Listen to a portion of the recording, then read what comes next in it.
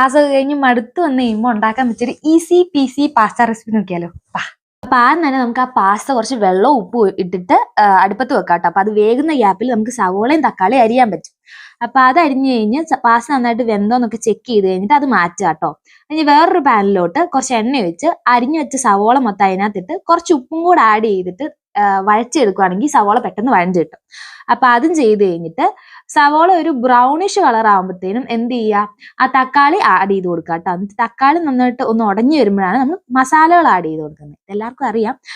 എന്താണ് normal pasta taste ഒന്നും ഇഷ്ടമല്ലാത്തവർക്ക് ഇതൊന്ന് ട്രൈ ചെയ്ത് നോക്കാം കേട്ടോ. നമ്മുടെ നാടൻ ടേസ്റ്റ് ഒക്കെ ഇഷ്ടമുള്ളവർക്ക് ഇത് ഇഷ്ടപ്പെടും എന്നാണ് എനിക്ക് തോന്നണം.